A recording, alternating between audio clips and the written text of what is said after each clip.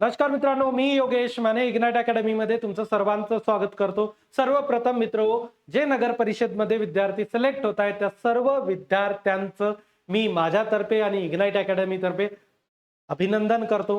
मित्रहो, 2-2 3-3 वर्षाची मेहनत असते आणि शेवटी त्या मेहनतीचं आपल्याला कुठं ना कुठं फळ मिळतंच। हार्ड वर्किंग तर कुठं ना कुठं तरी इफेक्ट होत असतो। त्यामुळे नेहमी आपली आपण मेहनत करत राहायची। आपला वेळ नक्की येणारी असते आणि आज बऱ्याच जणांची वेळ आली आणि त्यांना ते सक्सेस मिळाले। तर पुनश्च एकदा तुमचं सर्वांचं अभिनंदन। आता याच्या पुढे प्रोसिजर काय असणार आहे, राईट मित्र? तुम्ही बघितलं तर जवळपास ज्या सर्व विद्यार्थ्यांनी एक्झाम दिली त्या सर्वांचा रिझल्ट लागलेला आहे। ही काय मेरिट लिस्ट नाही, हे रिझल्ट दिलाय त्यांनी। त्यामध्ये तुमचं नाव, तुमचे प्रीचे मार्क्स आणि मेन्सचे मार्क आणि टोटल असं त्यांनी ते तुम्हाला दिलेलं आहे, राईट? तर मित्रो, आता याच्या पुढे काय येणार आहे, तर आज या व्हिडिओद्वारे मी तुमची पूर्ण प्रोसिजर काय असणार आहे, कशी असू शकते, हे सर्व मी तुम्हाला समजावून सांगण्याचा प्रयत्न करतोय। त्याला काही क्वेश्चन्स मध्ये मी डिवाइड केलेला आहे। सर्वात पहिले म्हणजे याच्या पुढे प्रोसिजर काय असणार आहे, तर पहिली प्रोसिजर म्हणजे यानंतर तुमची एक मेरिट लिस्ट येईल। आता जवळपास या रिझल्ट वरून तुम्हाला कळूनच गेलेलं आहे की आपलं सिलेक्शन होणार आहे नाही होणार आहे। थोडं बहुत कन्फ्युजन असू शकतं कारण इथं मुलांची कॅटेगरीज वगैरे मेन्शन केलेलं नाही आहे। पण या अगोदर बरेचसे रिझल्ट आले, जसे की आयटीआय इन्स्ट्रक्टरचे रिझल्ट आहे, त्यामध्ये सुद्धा ही बरीच मुलं रिपीटेड आहेत, यांनी कुठे ना कुठे एक्झाम दिलेली आहे। त्यामुळे आपल्याला थोडंसं कसं असतं की आता एवढ्या मेहनतीनंतर हे सक्सेस मिळतं, त्यामुळे आपण लगेच सर्च करायला सुरुवात करतो की यांची म्हणजे त्याच्या कॅटेगरी वगैरे सर्व काही सर्च करून काढतो आपण, राईट? कारण तेवढी उत्सुकता पण असतेच, राईट? त्यात तुमच्यापर्यंत आलं, पण तरीही नियम काय होता नगर परिषदेचा, तुम्ही नोटिफिकेशन नगर परिषदेचं बघितलं असेल, मी सुद्धा हे घेऊन आलेलो होतं। तर तुमच्या 2 पेपर होते, पेपर 1 120 मार्काचा आणि पेपर 2 80 मार्काचा। आता याच्यामध्ये त्यांनी काय म्हटलं होतं, तर पूर्णपणे व्यवस्थित बघा, ओके?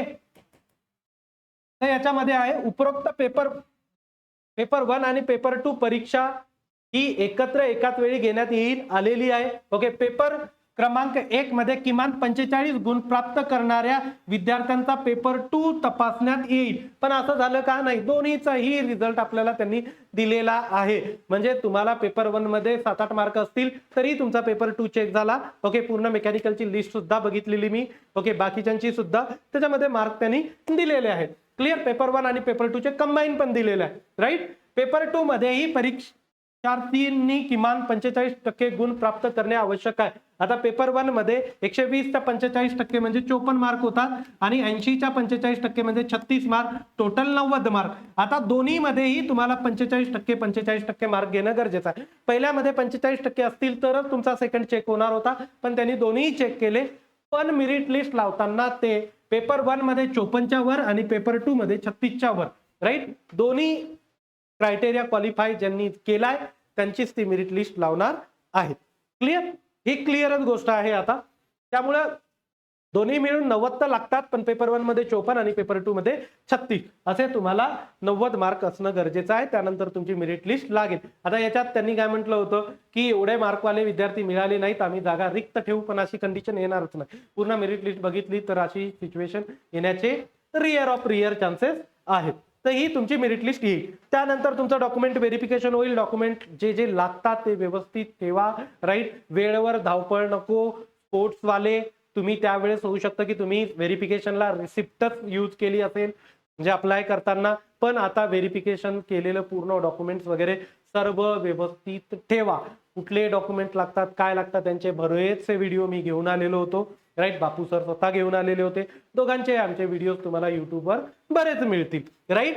तर हे झालं। त्यानंतर सर्वात महत्त्वाचं की पॅरलल रिझर्वेशनचं, राईट? पॅरलल रिझर्वेशनचा आपली समज काय होती अगोदर की 30 जागा असतील जनरल कॅटेगरीजला, पहिले 30 लोक डायरेक्ट जनरल कॅटेगरीज मध्ये। पण असं होतं का, मुलींना कुठलं पहिल्या 30 मध्ये मुली असतील, ओके, तर त्या मुलींना मुलींची जनरलची सीट घेणार, त्या किती कॅटेगरीची घेणार, किती ओपनची घेणार, राईट? हे पॅरलल रिझर्वेशनचा 1 तासाचा लगभग व्हिडिओ कंप्लीट बापू सरचा आहे, त्याची मी डिस्क्रिप्शन मध्ये लिंक दिलेली आहे। तर पॅरलल रिझर्वेशनचा व्यवस्थित व्हिडिओ बघून घ्या, जेणेकरून तुमचे पॅरलल रिझर्वेशनचे सर्व कन्सेप्ट क्लिअर होतील, येणाऱ्या एक्झाम साठी सुद्धा ते तुमच्या कामी येईल। क्लिअर? डॉक्युमेंट व्हेरिफिकेशनचं सांगितलं तुम्हाला। आता डॉक्युमेंट व्हेरिफिकेशन कधी होऊ शकतं, हा काय झाला प्रश्न की शेवटचा पॉईंट पण हा आहे की आचारसंहितेचा इफेक्ट काय होईल. आता मध्येच आचारसंहिता येणार आहे, राईट. कारण हे तर आता काळ्या दगडावरची पांढरी रेष आहे की 12 ते 15 मार्चच्या दरम्यान आचारसंहिता कधीही लागू होण्याचे चान्सेस आहे. एखादा दिवस मागे पुढे होऊ शकतो. इलेक्शन कमिशन आपल्याला विचारून तर आचारसंहिता लागणार नाही, पण आपल्याला एक अंदाज येऊन गेलेला आहे की या तारखेच्या दरम्यान आसपास आचारसंहिता लागू शकते. मग आचारसंहितेचा इफेक्ट त्याच्यावर होतो का, तर आचारसंहितेमध्ये 99% जॉईनिंग तर मिळतच नाही, राईट. जॉईनिंग स्टॉप होऊन जातात. पण मग डॉक्युमेंट व्हेरिफिकेशन होईल की नाही होईल. आता काय होतं की हेच जे लोक आहेत ते इलेक्शनसाठी काम करतात, जे तुमचं डॉक्युमेंट व्हेरिफिकेशन करणारे आहेत ते, त्यामुळे याचा थोडा बहुत इफेक्ट याच्यावर पडू शकतो, हे तुम्ही समजून घ्या, राईट. नियमानं डॉक्युमेंट व्हेरिफिकेशन होऊ शकते का आचारसंहितेमध्ये, तर काही हरकत नाही, याला काही अडचण नाही. ओके, जॉईनिंगला अडचण असू शकते पण डॉक्युमेंट व्हेरिफिकेशनला अडचण नाही. मुळात अडचण काय, तर जे लोक डॉक्युमेंट व्हेरिफिकेशनला आहेत तेच इलेक्शन ड्युटीजवर असतात, राईट. आता तर पुन्हा एक झालं की इलेक्शन कमिशन म्हणतं की आम्ही शिक्षकांना ड्युट्या लावणार नाही, तर मग यांना लावतील ड्युट्या. हे लोक मॅक्झिमम तिकडे असण्याचे चान्सेस आहेत, राईट. तर तो इनडायरेक्टली तुमच्या या प्रोसिजरला स्लो करणारच आहे. ओके, तेवढी आपल्याला मेंटल तयारी करावीच लागणार आहे. क्लिअर. काहीही याच्या पुढेही तुमचे डाऊट्स असतील तर तुम्ही मला बिनधास्त मेसेज करू शकता. ओके, मी रिप्लाय करण्याचा बिलकुल एखाद्या दिवसातच तुम्हाला रिप्लाय देऊन टाकेल. 9823440346 हा माझा नंबर आहे. याच्यावर तुम्ही मला व्हॉट्सअपला वगैरे मेसेज करू शकता.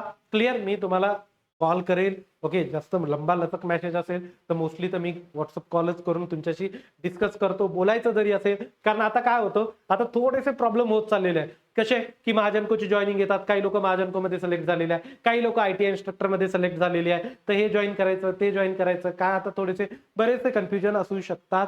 त्यामुळे मी काही व्हिडिओद्वारे सुद्धा तुमचे कन्फ्युजन दूर करण्याचा प्रयत्न करेन. काही लोकांना जर बोलायचं असेल तर हा माझा व्हॉट्सअपचा नंबर आहे, राईट. हा कॉलिंगचा सुद्धा नंबर आहे. व्हॉट्सअपला मेसेज करा. मी जेव्हा फ्री होईल तेव्हा नक्की तुम्हाला कॉल बॅक करेल. ओके, पुन्हा एकदा आपल्या अकॅडमी तर्फे तुम्हा सर्वांचं अभिनंदन करतो.